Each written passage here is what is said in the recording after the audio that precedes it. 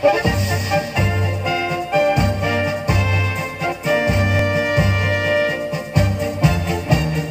many of you know, the United States national debt is a major crisis. Obama's proposal to raise taxes and cut military spending has recently come under attack by a new proposal from Republican Senator Paul Ryan.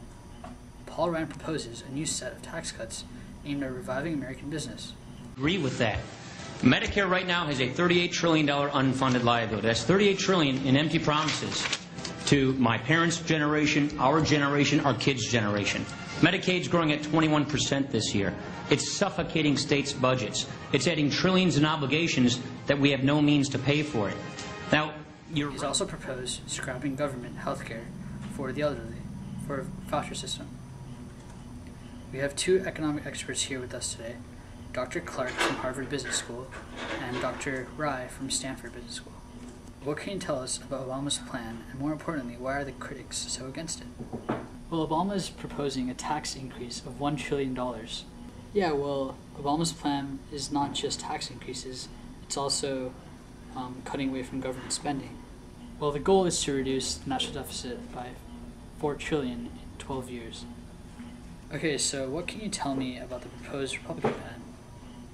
Paul Ryan's plan proposes to take away spending from entitlements such as healthcare and education. So with his plan, they would get rid of the current Medicare and Medicaid plan altogether and instead institute a voucher system.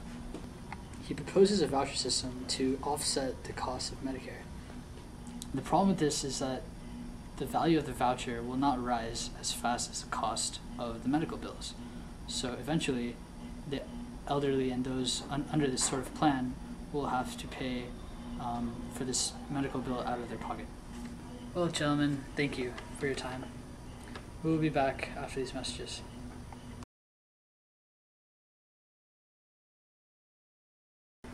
Ai Weiwei, the designer of China's Bird's Nest Stadium, spent years uncovering dirt and asking questions about corruption within the Chinese government, recording his thoughts and whereabouts through Twitter.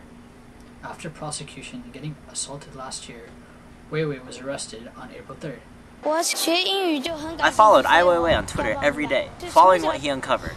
But one day, he stopped update, and I knew something was wrong. Weiwei's activism has opened the eyes of many, as an anonymous declaration on an overseas Chinese language website pledged to follow Tunisia's and Egypt's revolutions.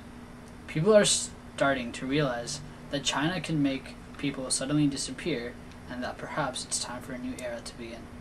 After years of corruption in Nigeria's voting system, the government has finally cracked down on election fraud.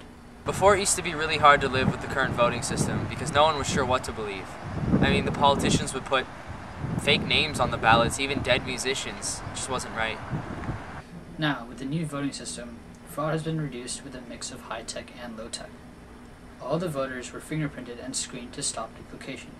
Most booths opened for only an hour to stop multiple voting.